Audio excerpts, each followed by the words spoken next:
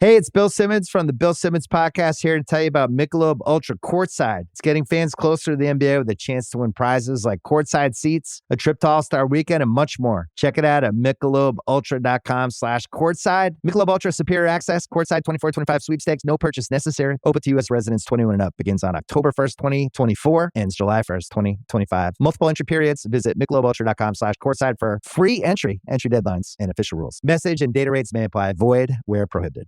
How would you like a 15% discount to my daily email, the stack of stuff, the show notes, discounts to the conference, all of that? All you need to do is text the word show to 33777. You'll get the annual subscription with a 15% discount to my daily email. You'll get the stack of stuff, the links to the show notes, discounts to the conference, and so much more. All you have to do is text the word show, SHOW, to 33777. Text show to 33777.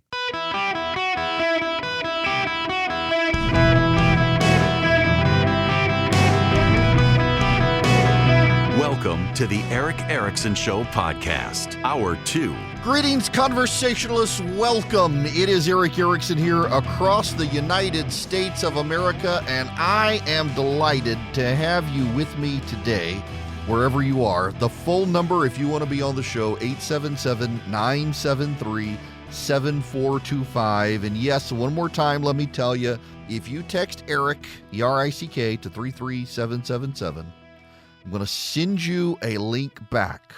And if you get the show notes email, it'll be you click through, you'll see the second email down now because we just sent something else out.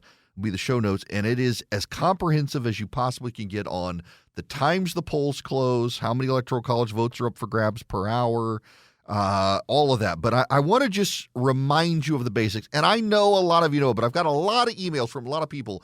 Can you remind me? It's been so long. Yes, I will remind you. When the country was founded, we're going to go all the way back. When the country was founded, there were a number of compromises put in place.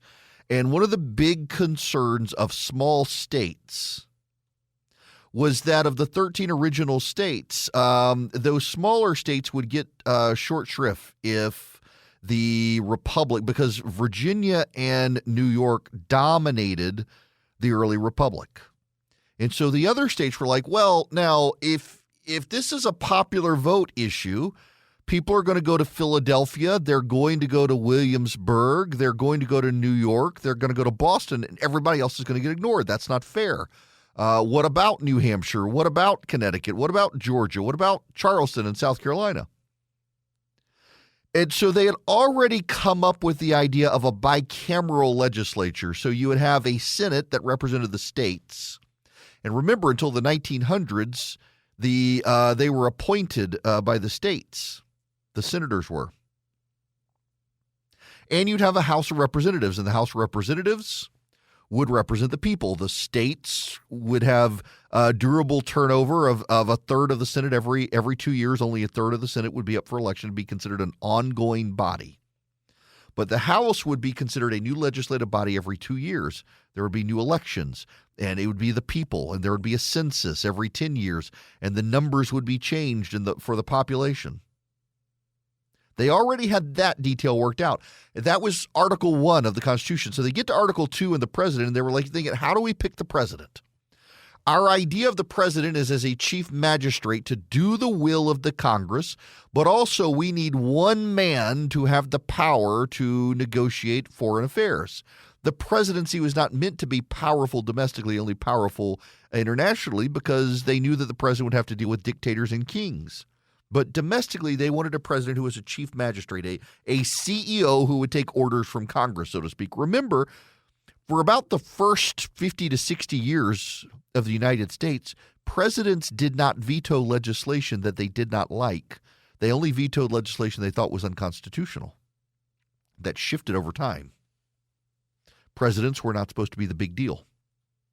Well, the original thinking was that there should be a vote in the House, maybe for the president, and since the vice president would be the presiding officer of the Senate, let the Senate pick the vice president. Maybe have the House and Senate together vote. Maybe give each state one vote in the House of Representatives for president. We see that in tie-breaking votes. What the ultimate compromise was that each state would be given an electoral college vote. So in December, presidents of the United States are actually picked. This is the wild thing you got to remember. When you go vote today, you are not actually voting for president of the United States. You think you are, because in most states now that's what you see on the ballot. But that's not actually what you're voting for. When you go vote today, you're voting for the Electoral College. So the people then vote for the Electoral College members, and then the Electoral College members vote for president. It's kind of an anachronistic body these days because in many states, the Electoral College members are bound to the popular vote of the state, to the will of the state. But when you go vote today, you're actually voting for a list of names. In many states, they used to show them on the ballot. Georgia changed a few years ago now. You just see the names of the candidates. But when you vote for Donald Trump today or you vote for Kamala Harris, what you're voting for is each party has submitted a list of electors to the Secretary of State. And if Donald Trump wins your state, the Secretary of State certifies the electors who will go to the Electoral College to say, I'm going to vote for Donald Trump. If Kamala Harris wins your state today, your Secretary of State will certify the names of the members of the Electoral College the Democrats have submitted to their state Secretary of State. And then in December, I think it's December 17th, the Electoral College will convene in the state capitol buildings of each state, and they will vote for President of the United States based on your direction today. You're directing the Electoral College and how you want the Electoral College to vote. In some states, the Electoral College members are bound by that vote, and in some states, they're not. So, for example, if Donald Trump wins the majority vote today in your state, there will be a lobbying effort by Democrats to convince your members of the Electoral College not to vote for him. Now, how are the Electoral College votes determined? Well, this year, for example, the state of Texas will have Electoral College members. Let's see, is that right now? No, yeah. Texas is going to have, 40 Electoral College votes? Yes. Texas is going to have 40 Electoral College votes. And in Texas, here's the way they're determined. They're determined the same formula in every state. So, for example, Georgia has 16 Electoral College votes where I am. What you do is you take the total number of congressional seats and then add 2. So Georgia, for example, has 14 congressional districts. And then Georgia has what? Same thing every other state has, 2 senators. So you take the total representation of a state in the House and the total representation of the state in the Senate, you add those numbers together, and that's your Electoral College. And it's always 2 for the Senate, which means the minimum number of Electoral College votes a state can have is 3. Because some states only have 1 member of the U.S. House of Representatives. So, for example, Vermont only gets 3 Electoral College votes because Vermont has one congressman who runs through the entire state and then has 2 senators. So Vermont gets 3 votes. Wyoming's the same way. There is 1 member of Congress for Wyoming runs statewide, and then there are 2 senators who also run statewide. Same with South Dakota. Same with North Dakota. Same with Alaska. Now, the District of Columbia, years ago in the 1970s, we amended the Constitution.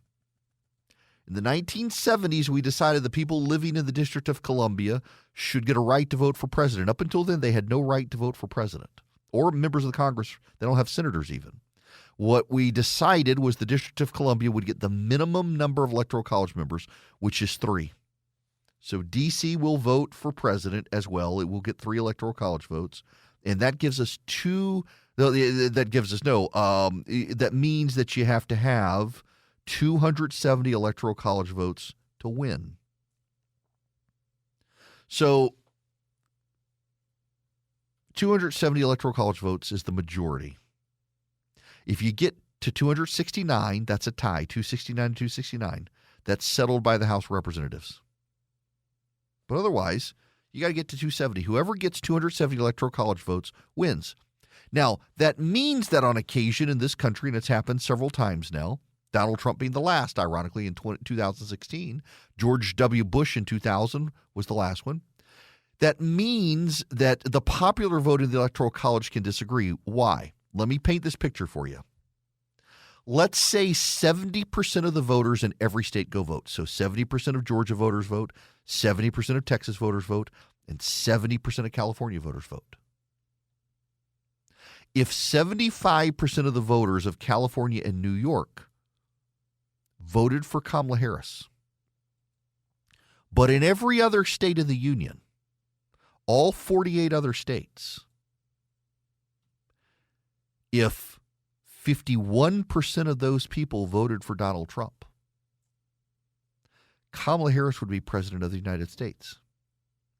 Because 75% of 70% of the voters of California and 75% of 70% of the voters of New York together combined is a larger population than the populations of all the other 49 states' voter pools if 70% of the voters in those states vote and only 51% vote for Donald Trump. So that's why the Electoral College exists. It's why the founders were geniuses when it came to this. They understood if it was a popular vote, at the time, people could campaign in Williamsburg and New York and Philadelphia and Boston, and they could ignore the cities and towns of every other one of the original 13 states.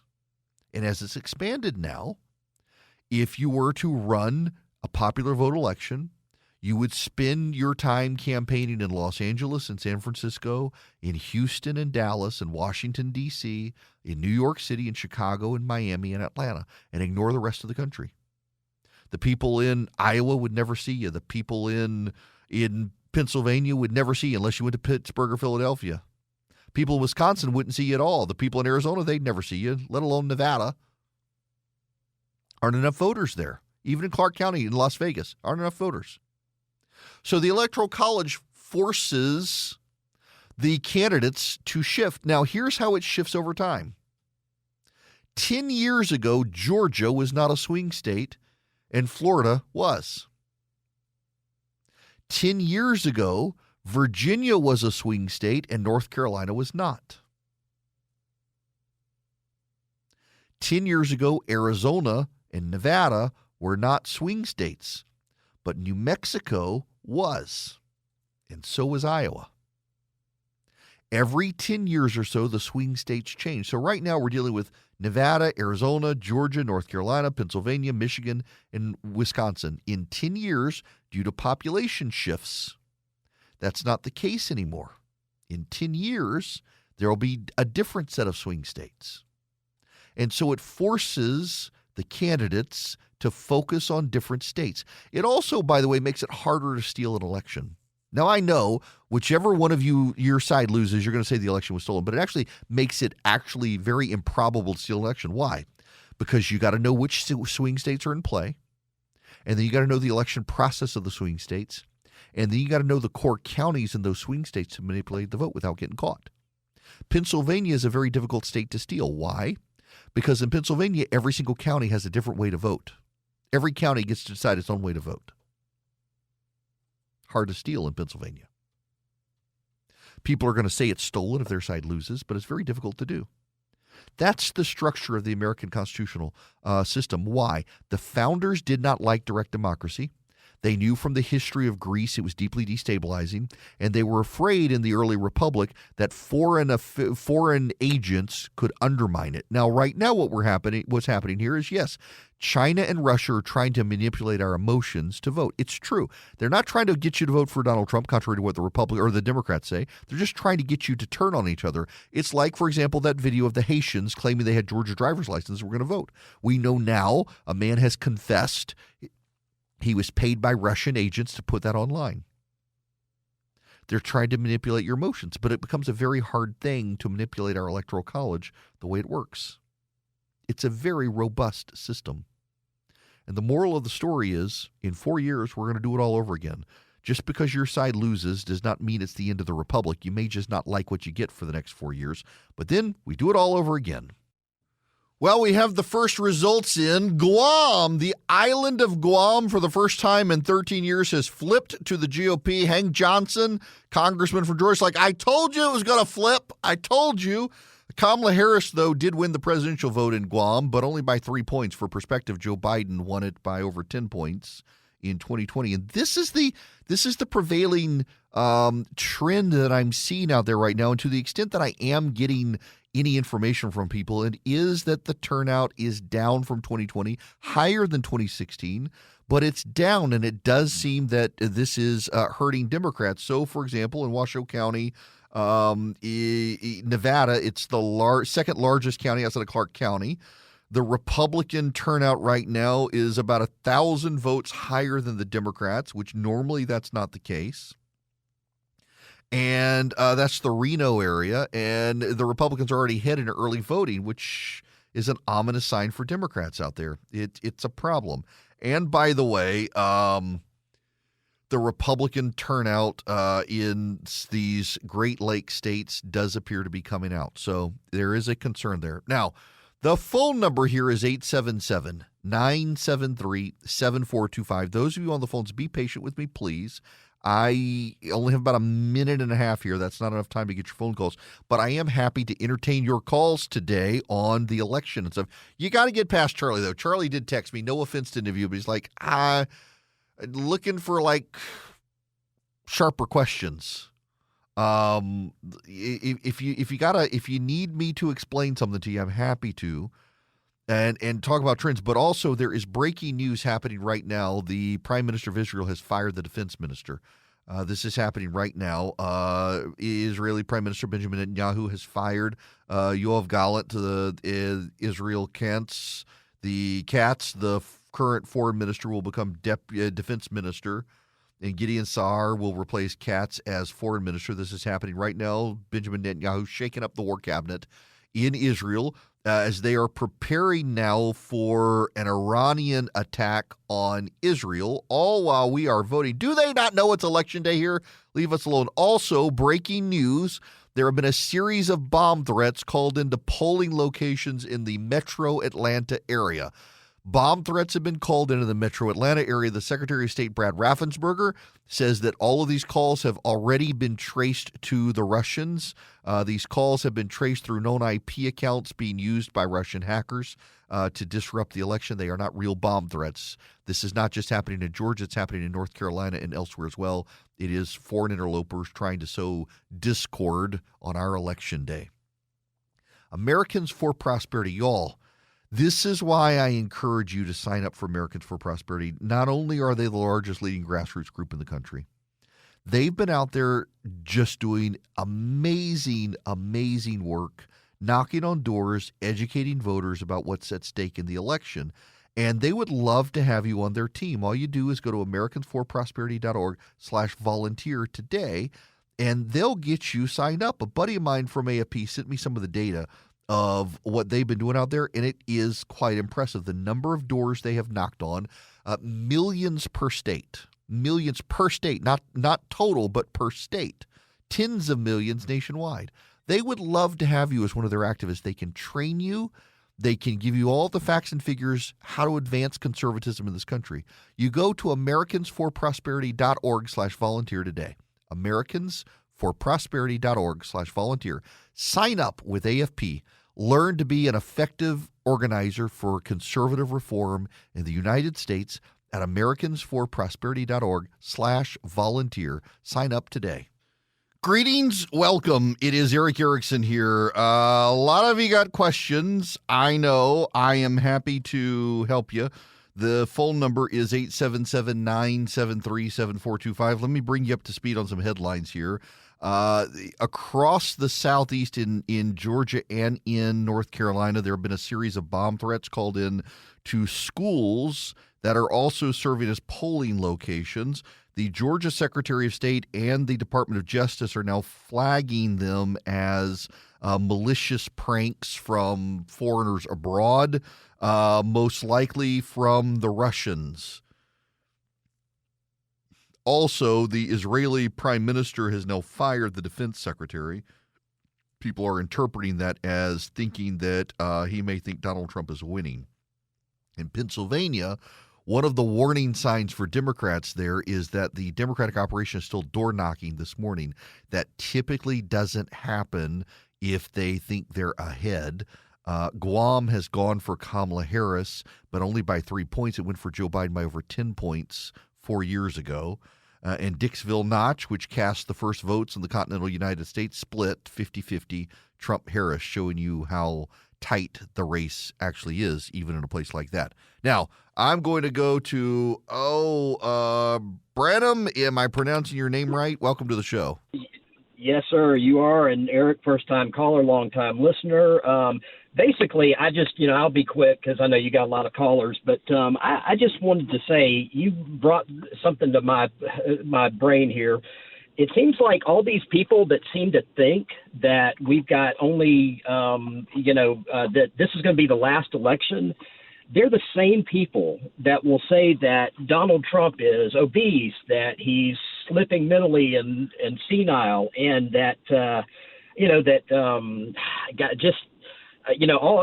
also the fact that he's 78 years old. I mean, do they think he's going to outlive them by 100 years or what's right. going on? Because I just don't really, it just seems like a lot of hypocrisy from their side. I honestly think they're broken people. They are surrounded by like-minded people, and they assume everyone agrees with them. And along comes a guy like Trump who is a bull in the china shop, and they don't like it. They don't like his temperament. They don't like the tweets. They don't like the attitude. And what I tell people all the time is, Trump is, he's a bull in the china shop, but he's an 80-year-old from Queens, New York. They talk like that. I got plenty of old guys who are friends of mine from Queens, and this is the sort of way they talk. They're not serious when they say this sort of stuff. And yet these people, they can't relate. Oh, they have an idea of the president should be some debating society. And look, I get it. I wish I had a president who I could point to my kids and say, be like that guy, even if I disagree with him. We're kind of beyond that at this point between Trump and Harris. And they're completely broken in the partisan bubble. And then, you've got all these people at MSNBC like Oprah Winfrey standing on a stage telling people that if you don't go vote for Harris, if she loses, we may never be able to vote again. There's no difference between that and Joe Biden telling black people in 2012 that Mitt Romney would put them back in chains. It's a silly, irrational thing to say, but people believe it. Look, there are people on my side who believe if Donald Trump loses, it's the end of America. If Donald Trump loses, there's never going to be an election again. If Donald Trump loses, Kamala Harris is throwing everybody in jail. Now, Rachel Maddow on MSNBC has contributed to some of that overnight. You want to talk about Donald Trump being a heavy-handed authoritarian. This is Rachel Maddow on MSNBC. Tracks Elon. Even if Trump doesn't win, the Defense Department and NASA are going to need a new arrangement for all their rockets and for all the multi-billion-dollar contracts Elon Musk's companies have with the U.S. government. The U.S. government is going to have to either, unwind from all of those contracts, or Elon Musk's companies are going to have to unwind from him. This is an untenable reality in national security terms, now that we know what we know about Elon Musk.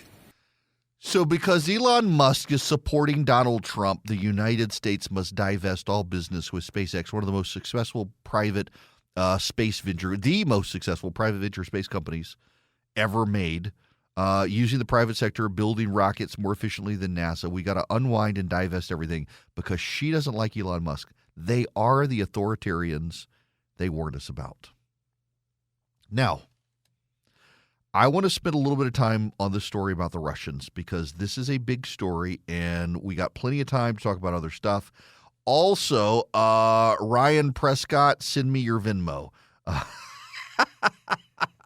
Got an email from listener Ryan saying I caused him to spit out a beer while I was talking about the dude crying, left his husband at home, was voting for his daughter's right to kill grandkids. Says I owe him a beer. First of all, I'm a little bit disappointed that you're out having a beer at that time of day, and I'm not. I'm stuck here drinking a Dr. Pepper in studio. But otherwise. All right. All right. Well, I gotta go through the story with you because I had it in the stack of stuff yesterday, and I didn't get an opportunity to read it. This is from the Wall Street Journal. This is an exclusive in the Wall Street Journal. Western security officials say they believe that 2 incendiary devices shipped via DHL were part of a covert Russian operation that ultimately aimed to start fires aboard cargo or passenger aircraft flying to the United States and Canada as Moscow steps up a sabotage campaign against Washington and its allies. The devices ignited at DHL logistics hubs in July, one in Leipzig, Germany, and another in Birmingham, England. The explosions set off a multinational race to find the culprits. Now investigators and spy agencies have figured out how the devices, electronic massagers implanted with a magnesium-based flammable substance, were made and concluded they were part of a wider Russian plot, according to security officials. Security officials say the electronic massagers sent to the UK from Lithuania appear to have been a test run to figure out how to get such incendiary devices aboard planes bound for North America. Lithuanian police arrested a suspect who sent 4 incendiary devices, including 2 from a DHL shop in the capital Vilnius. A European law enforcement official said the suspect identified himself as Igor Prudnikov, but his real name is Alexander Suranovas, the official said. Investigators said they believe he was used as a proxy by Russian spy agencies. Poland's National Prosecutor's Office and authorities there have arrested 4 people in connection with the fires and charged them with participation in sabotage or terrorist operations on behalf of a foreign intelligence agency. Poland is working to find at least 2 more suspects. The group's goal was also to test the transfer channel for such parcels, which were ultimately sent to the U.S. and Canada. This is a pretty big deal. The Russians, they're not sure. Is this the spy agencies run amok, or is this what Vladimir Putin's doing? Also, the United States has uncovered a plot by the Russians to assassinate the chief executive of Rheinmetall, a German armament giant supplying weapons to Ukraine. Jamie Dimon, the head of Chase Bank, says we are already in World War III, and if we don't know it. And I think he's probably right. The United States, y'all, this administration, this issue, it is only coming out now, the day of the election. This administration has decided to cancel a missile defense program for the island of Guam. The day the island of Guam flips to the Republicans, only giving Kamala Harris a 3-point win over Trump, but also flipping the island's local governance to the GOP for the first time in 13 years, the Biden administration is announcing that it's canceling a missile defense program for Guam. We know China is targeting Guam. Do you know why they're canceling the missile defense program? Environmental concerns. That's right. Environmental concerns. Meanwhile, a new type of high-power microwave weapon which combines electromagnetic waves with ultra-precise timing technology to boost power output to attack a single target has been developed by Chinese scientists. The weapons system, which has completed experimental trials on its potential military use, consists of multiple microwave transmitting vehicles deployed at different locations. They emit microwaves that can merge into a powerful energy beam to attack one target. It's similar to the Death Star seen in Star Wars films. To build up the energy required to destroy the planet, the vast space station needs to converge 8 laser rays into a single beam. This is now being done by the Chinese with microwaves. It's very clear we're headed towards something. The Chinese have infiltrated our telecom system. They're not out of our telecom system. The Chinese literally can read every text message you send now and can listen to every phone call that you have. Every single American is at threat, unless you're using an iPhone and you're sending stuff encrypted via iMessage or using WhatsApp, things like that. But if you're using standard text messaging protocols right now, the Chinese are able to read every single one of your text messages. They're able to see what you're seeing on the internet. They're able to get the data you're streaming off the internet, all of that, because they've compromised our telecom systems, and the White House doesn't know how to get them out of it. They're not making a big deal out of it. This is also confirmed by the Wall Street Journal. Absolutely amazing. We are currently being outmatched by the Russians and the Chinese, and this administration, the president is drooling on a beach, and Lloyd Gates is missing in office, and Anthony Blinken is playing a guitar, and none of them seem to care while Kamala Harris campaigns. Good gracious. All right, Nathan, Austin, Texas, you're going to be up next. Welcome to the show. Hey, Eric. Thanks for taking my call. Sure. I just had a quick question. It kind of goes along with what you're talking about with the the vote, or that we'll still have elections. And I guess my point is California still has elections and New York still has elections, but they have so many, I guess, depending on who you listen to, at least within California, all these illegals who have come in, if they're given the right to vote, they just swamp it. So it doesn't matter. You can still have elections, but the other side is just going to be like a controlled opposition. It's never going to win again. So, I mean, what? Well, okay, you I say get that, we're but gonna have what's the elections. percentage of illegal aliens voting in California or New York? I mean, to the extent that it happens, it's a municipal election in San Francisco, and it's only about 1,000 illegal aliens voted in San Francisco for a municipal election. In New York, it was less than that. California, but if New York, if they're given citizenship. Yeah, but they're given citizenship. They're and not, allowed to though, vote. and they're not going to be. won't Look, be? so Congress is going to be divided. The Republicans are going to pick up the Senate. So even if Kamala Harris gets elected, Republicans are taking Montana, they're taking West Virginia, they're probably going to take Ohio, and they're keeping Texas, Nebraska, and Florida. So Kamala Harris can't get a citizenship package done for illegal aliens. So that's not going to change. Okay. But I will say this, though, to your point, California and New York are getting the government they deserve because it's the one they voted for. And what's happening is where you are in Texas now, the average person moving to Texas from California is more conservative than the average native Texas voter right now. So your state's becoming more red as conservatives flee California for Texas. And the same thing's happened in New York. The reason that the Florida Republicans are crushing it today in the election, there's a 3 million Republican voter margin of victory over the Democrats right now in Florida. And it's all these New York transplants who got tired of New York and fled the state. So, yeah, California and New York, they're losing population. In the next census, they'll lose seats in the Electoral College as well. Those seats will go to Republican states. That's why the Democrats are rushing to discredit the Electoral College. So I really wouldn't worry about that. We are going to have elections in 4 years. We're not going to have illegal aliens voting to be able to overrule the will of the American citizen. That's just something that people on the right say to scare you to go vote. And I've had enough of trying to scare people with these illusions because people are starting to believe the lies, and it's simply not true. The data is not there. Speaking of data, let's say you got some on your computer, but you can't find it. That's where Vision Computers comes in. If you call them at 404-COMPUTE or go to visioncomputers.com, they can be your tech support solution for your home or your office. Now, listen, let me talk to those of you listening right now in Hartford, Connecticut, where I'm going to be on radio late tonight with you guys. You are a small business up there. I know your tax burden in Hartford, being a blue state. You can't afford to have the in-house IT guy with the massive six-figure salary. You could afford to have Vision Computers for $179 a year per computer. Each of your employees gets their phone number, and if you have any questions at all on what to do with your computer, you call them 15 seconds or less, you get the answer. If you need a new computer, they'll build it for you, save you money, and you get the tech support for free. All you have to do to start a relationship with Vision Computers is call them right now at 404-COMPUTE.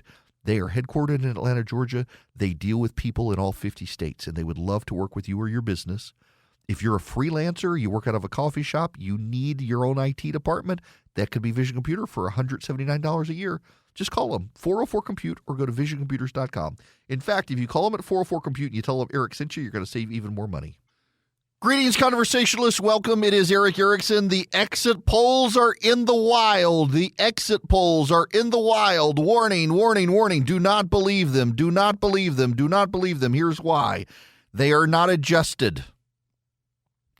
What does this mean? This is raw data coming in from people who are participating in exit polls. The morning and the afternoon exit polls are simply raw data. They're not adjusted based on the percentage of black people voting, the percentage of white people, the percentage of men, the percentage of women. Once they're adjusted tonight, you get a better idea of what motivated voters. And they're, by the way, never asked who they voted for. The exit pollsters aren't allowed to ask that question. So everything is interpretation. The interpretation, once adjusted in the evening, is pretty good. But right now it's very bad. It's very, very bad. The afternoon of 2004 saw John Kerry convinced he was going to be president of the United States. The afternoon of 2016 saw Hillary Clinton convinced she was going to be president of the United States. When the evening exit polls dropped, the moods in those campaigns shifted dramatically. I will say this. I don't see a whole lot of Democrats encouraged by what they're seeing in the early exit polls, but again, they're not adjusted till the evening. They're not adjusted until the evening. Clark County Democrats in Nevada are coming out strong today. So Republicans are starting to looking at the trends there. They may actually lose Nevada now, but they're pretty optimistic around the country. Well, the one thing I noticed, Mark Halperin has said this on Newsmax today. I've noticed it as well. Republicans are willing to give you their projections. Democrats, not so much. It's going to be interesting to see. Now, those of you on the phones, be patient with me, please. I will get to you when we come back in the next hour. I'll start with your calls. Got some people asking some substantive questions about what to expect, the election, state of play, all that. Let me just tell you, I've gotten a question from a number of people. The last caller couldn't stay online. Let me explain this one to you, though. The exit pollsters know the counties that are split 50-50 in the states. They pay attention to the precincts in the counties that are 50-50 splits and that have a history of going with the winner. And they go to those precincts, and they have enough of them in each state. When they take the statistical sampling of, for example, we know, for example, here in Georgia, there's a county called Rabun County. It is in the northeast corner of the state. That's a Republican county, guaranteed to be Republican. There's DeKalb County, which is to the east of Atlanta, a very progressive area. It is guaranteed to be Democrat. But in DeKalb County, there are two precincts that have gone with the presidential winner every time. And so there are exit pollsters there, exit polling the people who come out of those precincts. And they're doing a statistical sampling. How many Hispanics, how many blacks, how many whites, how many men, how many women, how many old, how many young. They do this around the country. They get a very good idea based on those exit polling questions in those key precincts and how they know the rest of the state is going to go, how that state's going to go. It's how they're able to call races early, even though the vote is outstanding. They've got very good modeling. They've been doing this for a long time. It's not a lie. You just don't understand it, and you think it's a lie because you don't understand it. It's actually pretty good statistical sampling. When we come back, your phone calls, 877-973-7425. It's Election Day in America.